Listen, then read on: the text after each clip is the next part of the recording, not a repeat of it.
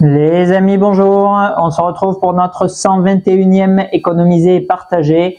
On est toujours en compagnie de Prime One Studio et on remercie du coup Enzo pour nous permettre de découvrir ce Optimus qui est présenté aujourd'hui.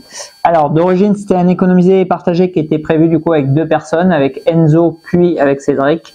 Bon, malheureusement pour des raisons personnelles, Cédric n'a pas pu régler son exemplaire. Donc si jamais quelqu'un est intéressé par l'exemplaire de Cédric, il est du coup toujours disponible. Alors, on voit du coup aujourd'hui une nouvelle version encore de Optimus Final Night qu'on a déjà vu, je crois, deux fois, où c'était une fois Transformers 4, une fois Transformers 5. Je crois que c'était une fois le 4, ouais. Une fois le 4, une fois le 5. Donc là, on a une nouvelle version du coup tirée de Transformers 5, le dernier chevalier, où on va avoir, là je voulais équiper un peu mode du coup chevalier de la table ronde.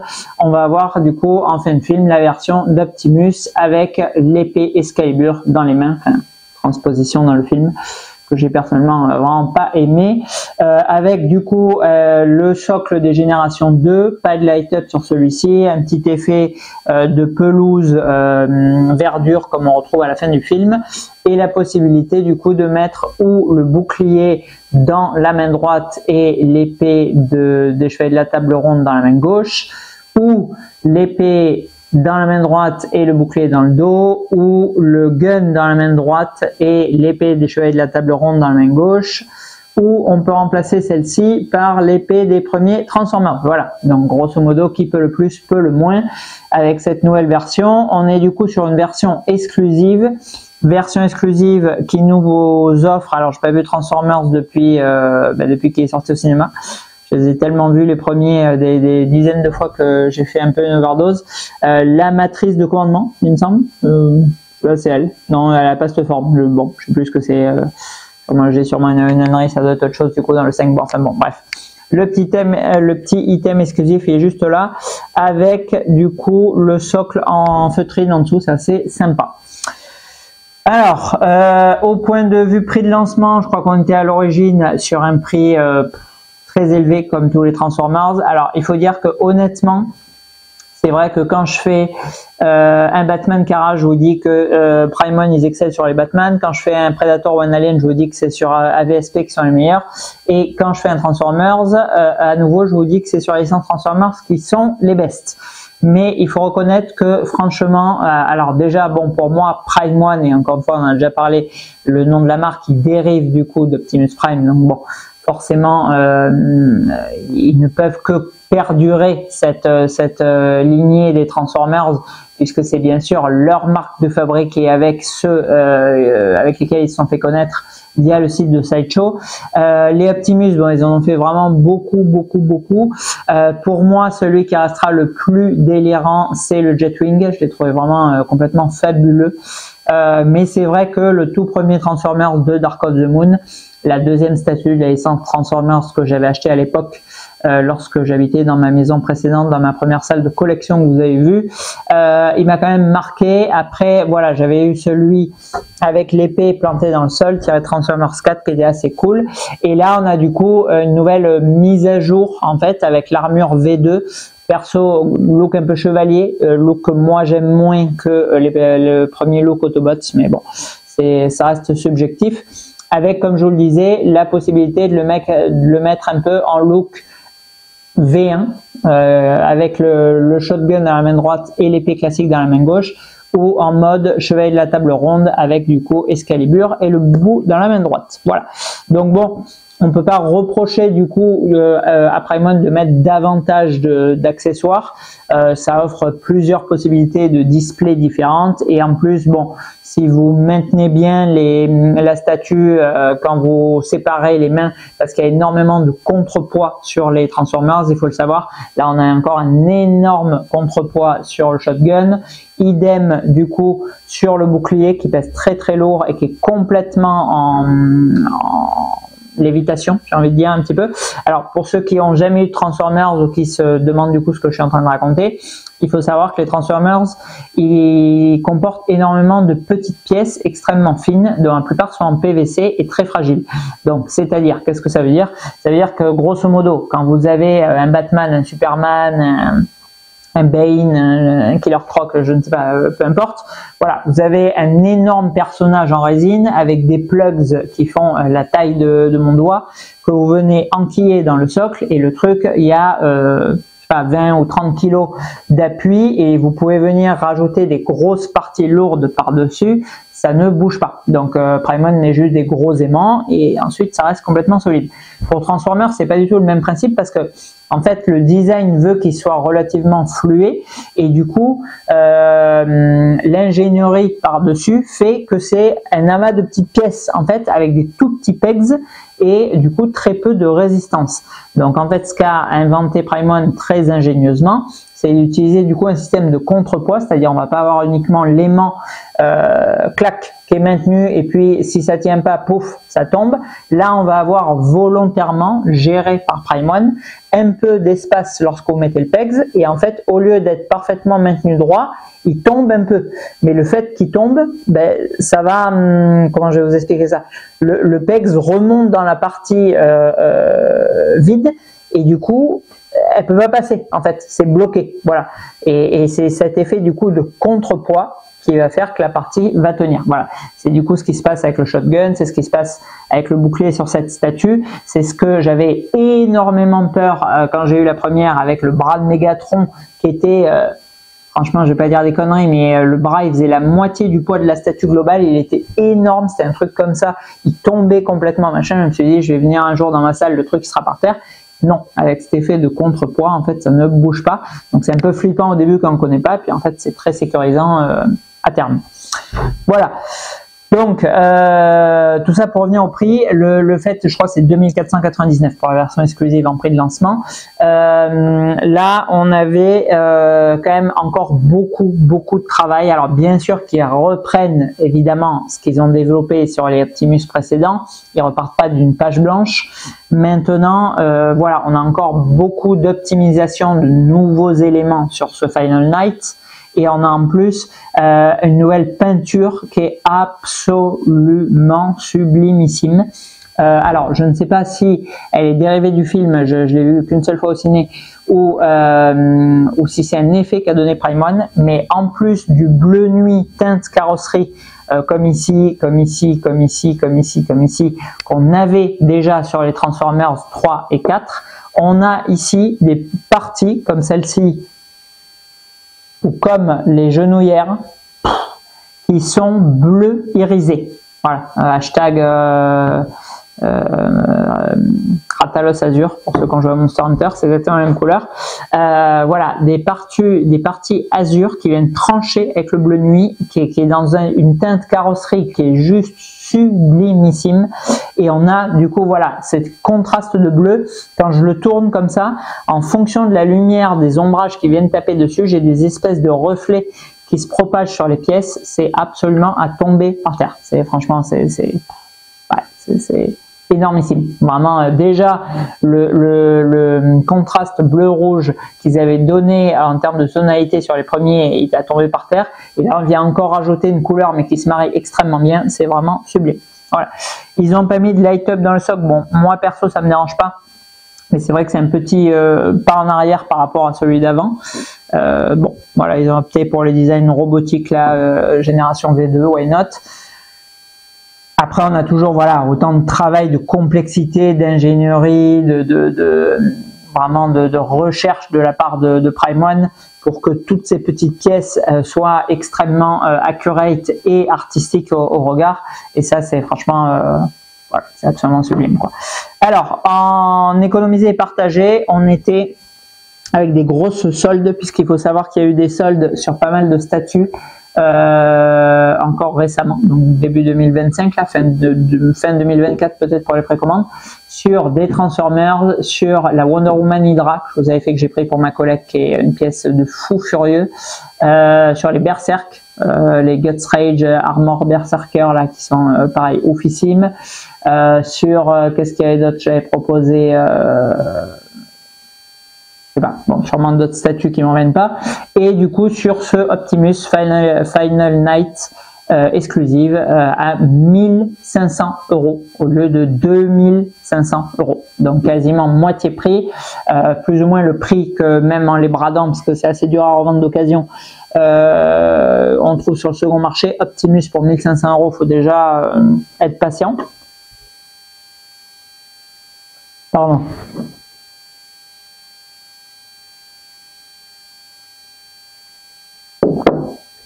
Parce que oui, c'est dur à vendre, mais c'est aussi dur à trouver. Pour le coup, c'est le paradoxe un peu des Transformers. Voilà. Donc écoutez, on passera en conclusion juste après, parce que voilà, je vais pas vous reparler 45 ans de les Transformers, Optimus, machin et tout, parce que j'ai déjà fait 3 vidéos qui étaient quand même relativement conséquentes dessus. Donc je les mettrai en fin de vidéo, et s'il y en a qui veulent se refaire du coup la quadrilogie, vous pourrez. Mais voilà, j'essaie d'être un peu plus bref sur ça. Je vais profiter bien sûr par contre de cette vidéo sur Optimus Transformers pour vous parler de Optimus Prime Weapons Depot, donc le dépôt d'armes de Optimus, qui est proposé pour la bagatelle de 19 999 $. Voilà, donc là, alors bon, alors là, attention, parce que d'habitude, je suis là, oui, machin, inacceptable, c'est une honte, patati, patata, vous revendez, vous perdez un SMIC, machin et tout, en parlant de produits à 4-5 000 €. Bon, là, alors déjà on avait eu le FF6, là, c'était pas mal, bon, apparemment Square Enix, ultra gourmand, machin, bon, j'ai déjà vu dans plusieurs reportages, donc c'est sûrement vrai, mais bon, c'était déjà, je crois, à 10 ou 11 000 $, si je dis pas de bêtises. Bon. Là, il n'y a pas d'histoire de Square Enix, il y a Transformers, on a sorti tous les Transformers existants, on a essoré la franchise, on s'est rincé comme des oufs, c'est la première licence qu'on possède depuis 2014, etc., etc. On sort un gros Optimus, donc là, je pense que, alors vous pourrez me dire du coup, d'ailleurs ouais, c'est rigolo, dites-moi ça, dites-moi, marquez-moi dans les commentaires, quel prix vous pensiez qu'allait être proposé le dépôt d'armes Optimus. Voilà, est-ce que moi je pensais qu'il allait être à, mettez-le en euros, donc moi je pensais qu'il allait être à 4 000 €, à 5 000 €, à 6 000 €, etc. Bon, je pense, sans dire trop de bêtises, que la plupart des collectionneurs qui ont du coup des pièces Transformers, donc là je pense par exemple à Denis qui a le Jetwing, ou d'autres collectionneurs, Shockwave, etc. On avait vu du coup ces Masterpiece qui étaient entre 3500 et 4000 € en prix de lancement, et on avait eu encore un peu de cote supplémentaire sur le Shockwave qui se négocie plus ou moins à 5000. Donc bon, l'envolée des prix, petit à petit on a de plus en plus. Là, alors je crois qu'ils l'ont annoncé en même temps que le prix, on a 11 cartons, donc bon, bien sûr, voilà, le Shockwave c'était 5 cartons, le Jetwing je crois que c'était 3 ou 4 de mémoire, bon. Voilà, 11 cartons, on peut imaginer du coup que c'est un truc encore plus grand. D'ailleurs, je regarde la base. La base, elle m'a l'air d'être en un seul carton. Donc à mon avis, le carton de la base, je pense que ça va aller. Parce que le bordel, il fait 155 par 164. Alors déjà, je ne sais pas s'il y en a qui se souviennent, j'avais fait le Batman vs Superman. Le socle, c'était un monstre intersidéral. Il faisait la taille de ma table. Il faisait 90. Là, le truc fait 165. Et 75 cm de plus. C'est quasiment le double. Franchement, c'est des niqués, les mecs, quoi. Le truc, il fait ma taille, quasiment le socle. Bon, bref. Bon, voilà, donc donc du coup, voilà, moi je pensais, honnêtement, quand j'avais vu le King Kong, machin et tout, je pensais, moi, à un prix de 6 699 $. C'est le prix que j'avais dans ma tête, qui est déjà, effectivement, même à ce prix-là, je pense que ça aurait été critiqué et tout, parce que oui, c'est beaucoup plus gros, c'est beaucoup plus lourd, il y a plus de carton, machin et tout, mais encore une fois, le rendu, bon, bien sûr que la taille ça compte et qu'il doit être délirant de voir le truc en vrai, mais je veux dire, bon, entre par exemple le Optimus Jetwing et le King Kong versus Godzilla qui faisait 1,15 m de large, moi je trouve beaucoup plus impressionnant le Jetwing, parce que bon, déjà il y a une multitude de détails de tarés, et en plus le machin, là c'est pas l'arme qui est en lévitation, c'est tout le perso qui est en lévitation. Donc bon, moi je suis plus impressionné très honnêtement par le Jetwing, que je trouve être l'une des statues les plus phénoménales en termes de conception d'ingénierie existante, toutes marques confondues. Bon, là en fait on n'a rien de oufissime, c'est-à-dire que je regarde les photos. J'ai un Optimus, le machin est microscopique, alors bon, il doit faire cette taille quand même, posé au milieu du décor, et 3 tonnes du coup d'armement et tout autour. Bon, donc ça doit être très gros, mais je veux dire, tout est posé au sol, plugué. Bon, en plus, en termes de détails, c'est ouf, mais c'est pas plus ouf que ça, je trouve, en conception ou en niveau de détail. C'est juste, il y en a plus. C'est plus gros, il y a plus d'éléments, c'est plus haut, c'est plus machin. Bon, donc là, à part du coup un coût de résine, un coût de main d'œuvre, des boîtages, machin et tout, bon, voilà, on peut se dire ça vaut 2005, le machin il est 3 fois plus gros, ou c'est 5 fois plus gros, bon, voilà, on le voit bien, moi je le voyais bien à 6 999 $. Bon, ils auraient pu tirer sur la corde, je pense, jusqu'à 7 999, je pense qu'encore pour des collectionneurs, enfin, essentiellement asiatiques, mais vraiment voilà, des gens qui ont quand même un peu de pèse, ou en Europe ou aux États-Unis, ça aurait pu passer. Voilà, le machin, il est à 20 000 $.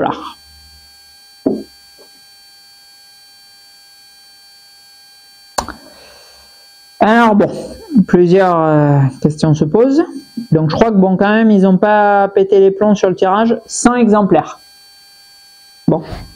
Là, pour le coup, sûr qu'à 20K, bon, alors déjà d'habitude je fais la blague et tout, je dis ouais, 5K quand même et tout, on peut trouver une petite voiture d'occasion et tout. Bon, encore une fois, tout dépend la voiture, c'est sûr, mais bon. Mais là, 20K, alors personnellement, je vais faire un parallèle du coup avec une voiture que j'ai achetée l'an dernier. J'ai acheté une Audi S8 l'an dernier, j'ai payé 20 900 €. Et bon, c'est pas une poubelle. Alors bon, je ne décrirai pas la voiture parce qu'on n'est pas sur Automoto, mais c'est une voiture qui a 114 000 km, qui a toujours été suivie, qui est vraiment en très bon état cosmétique et mécanique, etc. etc. Bon, enfin bon, bref. Voilà, c'est pour vous dire, bon, ceux qui connaissent, quand même un moteur Lamborghini sous le capot. Voilà, donc vous... je sais même pas quoi dire en fait, c'est tellement délirant le truc, je suis en train de me le représenter dans ma tête. Alors, grosso modo, voilà, si vous voulez, vous avez le choix du coup entre une caisse qui va aller, ça dépend des options, entre 150 et 180 000 balles neuves en occasion, à ce prix-là, ou alors une statue d'Optimus. Bordel de bordel, quoi. Putain, franchement, je suis sans mots parce que d'habitude, je suis vraiment volubile, expansif et tout pour crier sur les trucs à 5000 €. Là, c'est tellement what the fuck le truc, je sais même pas quoi dire, ça me fait marrer quoi. Enfin bon, bref. Donc, on a 100 exemplaires, bonus version. Bon, je sais pas trop pourquoi, parce que de toute façon, il n'y a pas de, je pense pas qu'il y aura régulière version à 18 990. Je sais pas, franchement, ça me coupe la chic là, tellement, voilà. Bon, donc 2 questions se posent en fait. La première, c'est à qui est destiné ces objets, parce que bien entendu que chez les fabricants de luxe, et bon pour moi Prime One ne sont pas dans les fabricants de luxe, pour moi il y a JND en premier, Infinity en second, et quand ils sont dans le bon jour, Queen Studio en troisième. Après le reste, on est sur du premium. Voilà, donc Prime One c'est premium, mais c'est pas le luxe du produit dérivé. Bon. Donc, voilà, ça arrive du coup que les, encore une fois je fais un parallèle avec l'automobile, ça arrive que les constructeurs premium proposent des produits un peu haut de gamme, série limitée, machin et tout, en allant titiller les produits des prix de luxe. C'est-à-dire, par exemple, pour rester du coup sur Audi, ils font des fois des versions limitées, comme l'édition héritage là, du RS6 C8, pour ceux qui connaissent. Voilà, et là, on va chercher un peu le prix d'accès d'une Ferrari, d'une Lamborghini et tout. Bon, mais là, en fait, Prime One, si on reprend le truc, eux, ils sont pas du tout allés chercher le prix d'Infiniti ou de Queen ou de GND. Parce que ça, ils l'avaient déjà fait plein de fois avec avec le Godzilla, avec là, ils nous ont ressorti un diorama avec Motra et tout. Devant qui c'est qui va acheter ça, sans déconner, le film il est nul à chier. C'est classe visuellement, mais qui sait qu'on a quelque chose à secouer de Motra et qui va mettre, je sais pas combien c'est, pareil, 7, 8, 10 000, j'en sais rien combien c'est pour réunir les 3 statues, bon, enfin, bref, sans compter qu'il y a déjà un diorama avec le prix qui a été fracassé, qu'il n'en pouvait plus, enfin bon, peu importe, voilà. Mais là, les mecs, ils sont à 4 fois le prix des produits de luxe. C'est-à-dire qu'en fait, je refais un parallèle du coup avec l'automobile, c'est comme si Audi sortait une voiture à 1 million d'euros en fait. Je suis pas certain que grand monde l'achèterait pour le coup. Voilà, donc franchement, bon, je comprends même pas le délire. Alors, est-ce que comme d'habitude, certains Asiatiques qui sont un peu nos limites vont l'acheter juste pour dire j'ai la plus grosse? Je sais pas. J'en sais rien, mais que pensent les collectionneurs classiques quoi? Parce que je rappelle encore une fois que normalement quand vous achetez ce genre de produit, parce qu'on est déjà quand même sur 1 500 €, donc c'est quand même déjà un très gros montant, on est censé quand même se dire dans sa tête, je mets un SMIC, mais j'achète une statue de luxe, pas courante, machin. Bon, qu'est-ce que vous avez pensé de votre statue à 1 500 € quand vous voyez que le fabricant il en propose une à 20 000? Vous allez vous dire, j'ai acheté une Funko Pop en fait chez le fabricant. Voilà, donc ça donne quand même une extrêmement mauvaise image à tous les produits qui sont quand même déjà très chers chez Prime One. Bon, donc ça c'est le premier truc. Et alors deuxièmement, quel collectionneur en fait intéresse Prime One? C'est ça. C'est qu'on peut se dire, bon moi je pense qu'ils vont se vautrer, mais dans la mesure où ça marche, en fait, est-ce que les gars, en vendant des statues à 7, 10, 20 000 €, on n'est même pas en euros parce qu'elle est importer ça avec la douane et transport en plus, c'est plus 25, enfin bon, 20 ou 25, de toute façon, c'est tellement du délire, ça change plus grand-chose. Voilà, est-ce que ils vont continuer quoi? Est-ce qu'ils vont se dire, on va s'emmerder à sortir par exemple des statues à 500 € encore pour compléter des sets, je sais pas, des petites berserk, des petites statues manga, la donne de Sinestro, voilà, est-ce qu'on en a quelque chose à faire de 400 € quand on peut vendre des statues à 20K quoi? Voilà, donc une fois de plus, où part avec ces deux questions le monde de la collection? J'en sais rien. J'en sais rien du tout, mais bon, voilà. Et après, bon, on a un dernier point. Bon, ça, vous vous doutez bien que je ne vais pas être très clément sur la notation du rapport qualité-prix. Est-ce que cette statue, elle a à 1% la moindre prétention d'offrir quoi que ce soit en termes de taille, de limitation, de licence, de taille, de poids, de prix, de détail, d'ingénierie, pour justifier son tarif de 20 000 $ non expédiés, non taxés? Bon, alors déjà que, voilà, je pense que vous connaissez ma réponse, je vois déjà pas de justification, je vois plus trop de justification, personnellement, au-dessus de 3 000, 3 500 €. Pour échanger vraiment avec beaucoup de collectionneurs, d'ailleurs, merci pour les commentaires sur les bustes Infiniti. J'aimerais qu'il y en ait encore un peu plus, mais il y en a quand même eu, il y en a eu des très intéressants. J'en ai eu un très chouette de Fred, mais envoyé en privé. Donc j'ai répondu, j'espère vraiment qu'il a pas mal pris. J'ai répondu que je ne répondais plus trop aux commentaires en message privé parce que, encore une fois, le but que j'avais sur Fanacolect et que je perdure sur la chaîne YouTube, que je prolonge sur la chaîne YouTube, c'est de partager avec ceux qui le souhaitent. Donc m'envoyer des MP.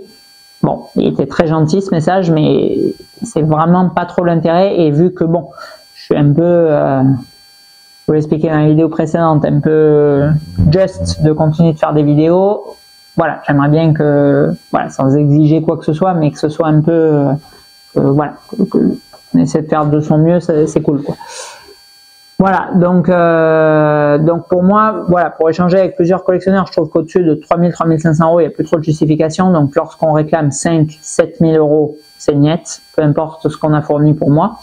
Bon, bien évidemment que 20 000 euros pour une statue étant disponible avec juste moins de taille, parce que grosso modo, encore une fois, c'est ça, le Optimus Depot, c'est cette statue que j'ai à côté de moi, qui vaut 1 500 euros. Vous mettez sur un énorme socle avec plein de trucs autour et elle vaut 20.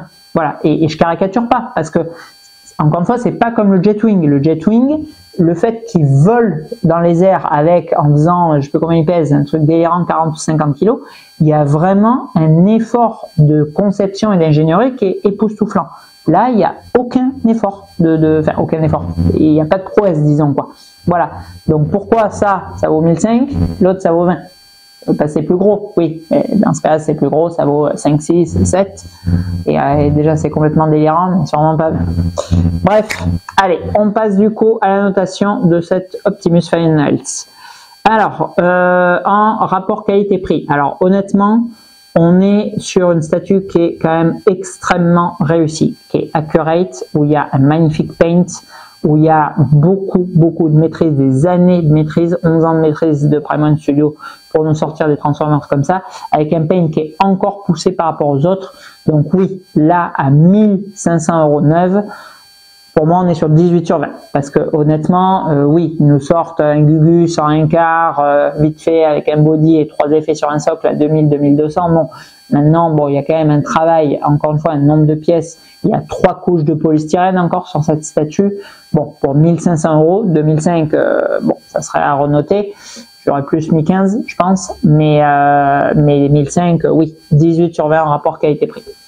En rendu global, c'est très beau aussi, ça, voilà, ça fait toujours son effet, c'est grand, c'est brillant, c'est clair, vif, contrasté, donc ça vient attraper l'œil, c'est relativement dynamique tout en ayant une pose muséum, 17 sur 20 en rendu global.